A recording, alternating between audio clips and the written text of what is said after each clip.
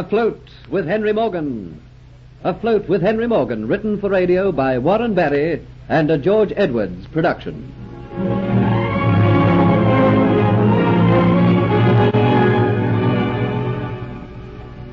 Jeffrey Hunter and the Negro Hero plan to escape from the swamp and hide in the forgotten stone hut which is over the top of the hill. While out bringing in provisions, Hero and Jeffrey slip away to see the hut. There, to Jeffrey's amazement, he finds Kitty being kept a prisoner. She briefly tells him what has transpired, but before he can release her, Dolores is seen returning, and he has to leave. However, he promises to return and rescue her. Reaching Hero, he tells him that they must escape that night, release Kitty, capture Dolores, and return to Port Royal before Henry Morgan sails on his expedition. In the swamps, Hero and Jeffrey listen to the storm, and when the others have fallen into an exhausted sleep, they remove their fetters and quietly creep to the door. There, Jeffrey complains of dizziness and weakness, and Hero realizes that Jeffrey is in the grip of the dreaded fever. I can't take another step, Hero. I don't know what it is. I think I must have strained myself today. You ain't strained yourself at all, Master Jeffrey. You've been mighty sick man. What you've got is the fever. Then you go on, Hero. Don't wait for me. If I have the fever, I'm as good as dead. I ain't going without you, Master Jeffrey. Do you know what they do to you if they find you with your fetters gone? They flog you nigh to death, and then they throw you to the alligators alive. I'm not leaving you to that fate. No, sir. You'll have to put your best foot forward. I ain't forgetting you saved my life. You must come with me. No, you go, Hero. Go before your talking wakes the others, and they give the alarm. Glory be. It goes and falls like that at my feet. You be mighty big and heavy man, but Hero, he's strong. Your legs won't carry you, so my legs will carry the both, eh? No sakes, if he ain't hot. Now, good Lord, please send us a flash of lightning. That's right. Thank you, Lord. You showed me the way to run.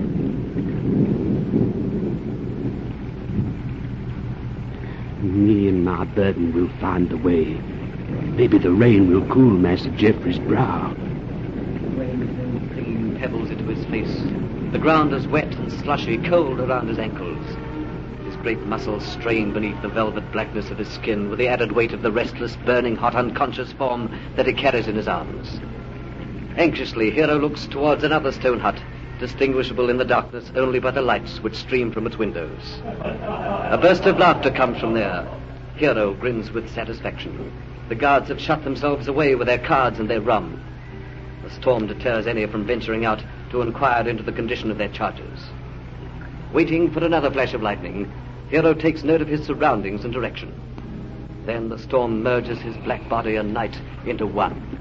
The track runs steeply up the hill. His feet wade through the miniature torrent which the rain has made. But the wetness has made his heart happy. It will wash away that telltale odor which the bloodhounds in the meadow will seek in vain.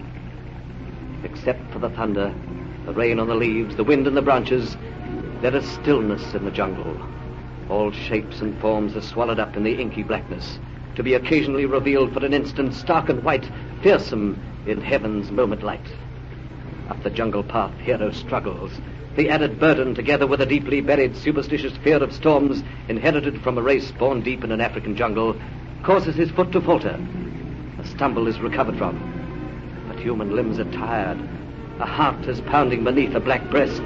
Sweat is running down a black brow, trickling into large white eyes. Up and up the slushy path, his task becomes a labor. Arms and legs are growing numb with fatigue. A stagger comes to his gait, and Jeffrey murmurs restlessly in his arms. Oh, Lord, give me light, and show me soon my journey's end. As though in answer, the deadly white of lightning flashes from the sky, showing the hilltop near at hand. I thank you, Lord. Now Hero leaves the track and breaks through the undergrowth towards where he knows the hut must lie. His simple soul offering prayers that he may be near his journey's end. Then a thought returns from that part of his mind which slumbers. Remembers now. There's someone in that hut. Someone who's a friend of Master Geoffrey. But I can't take him there. No, sir. Didn't he say he had an enemy there, too?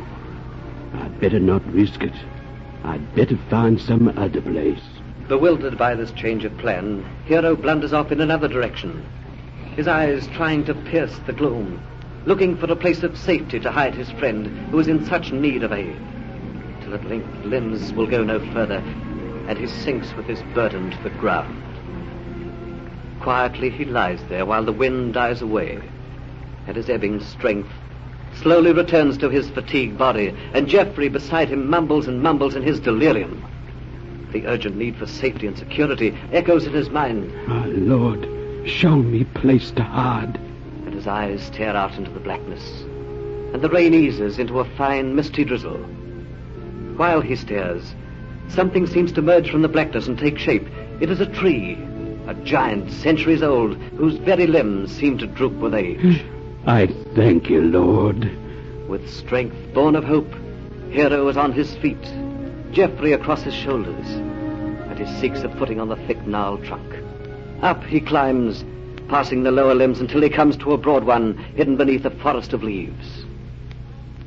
And at sea, out in the bay at Port Royal, Morgan's ships swing gently in the quietening swell, and the lights of Port Royal flicker mistily through the thin, soft rain.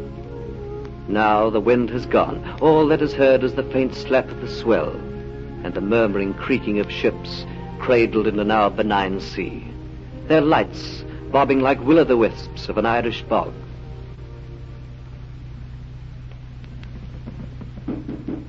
Come in. Yes, what is it, Diaz? I want to talk to you, Captain Morgan. What's wrong? Isn't everything all right? Yeah, everything seems to be in order.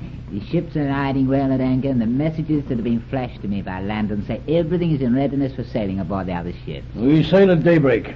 The storm didn't last as long as I thought. Well, that is all, Diaz. You'd better have an early night. There'll be plenty of work for you to do in the next few days. Yes, Captain. Well, what are you standing there for? Get about your business. There's just something, Captain, I wish to discuss. Well, what is it? Can't you see I'm busy working out details of the expedition? I'm away from Port Royal now. Time for idle chatter is over. My mind is occupied with serious business. Possibly you have forgotten, Captain, but late this evening before we left Port Royal, you told me about your certain sailing orders. Yes, I remember.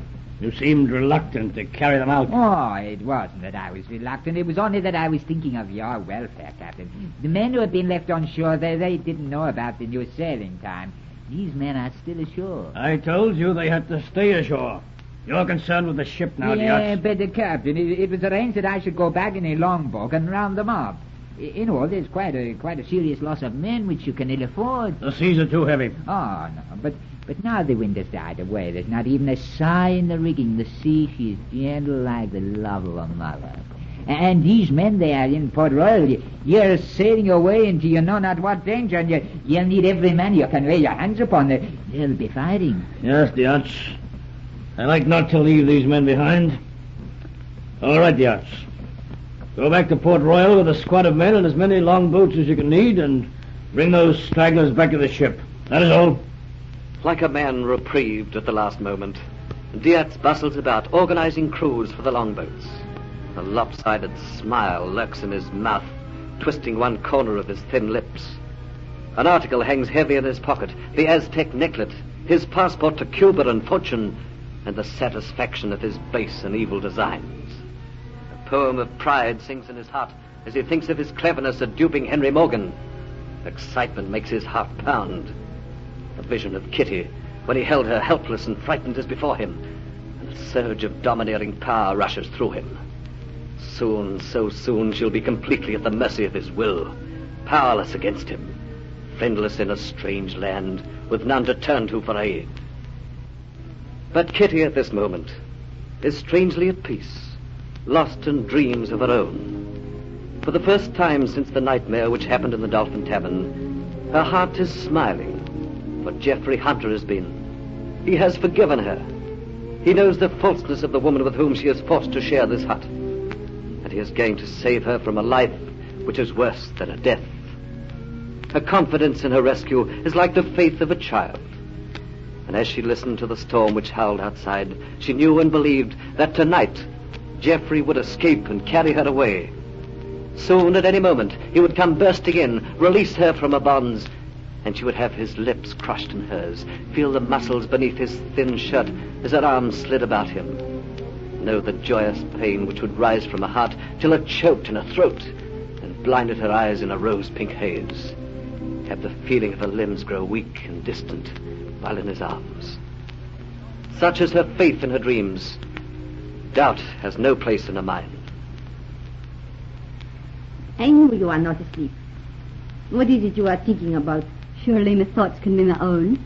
Surely that much is left to me. You are different. I noticed that when I came back to the hut earlier today, and once or twice before darkness fell, I actually saw a faint suspicion of a smile. Why are you different? I told you my thoughts are my own. Did anything happen while I was away? Anything which could have brought about this change? Happen? And exactly what could have happened? Didn't you find me as you left me? No, that is right. Nothing good happens in this place. But while I was out walking in the jungle, I saw a gang of convicts working on the hilltop. But they could not have come here. If they had come and found you here, you would not be smiling. No, you are right. Nothing could happen here. And soon we will be away. And the darkness returns both women to their thoughts, and the rain drizzles down outside. Dolores dreams once more of the Aztec necklet, and Kitty returns to her exciting visions which are full with Geoffrey. While far away, high up in an old gnarled tree on a broad limb, screened so carefully from without by a thick curtain of leaves, a white man murmurs incoherently and tries to toss his hot, feverish body to and fro, but the tight vines tied by the watchful Hero hold him firmly to the tree. As a mother tends a child, so Hero watches his friend. Pain and sorrow are in his eyes. His hands are soft and gentle as he feels the fevered brow. It was a mistake. I couldn't have done it. How soft and sweet your lips are, Kitty. And but I love you. Yes, I do. It's a mighty bad thing to escape and die like this alone in the forest with just an old no-good Negro. It's sure I'm bad.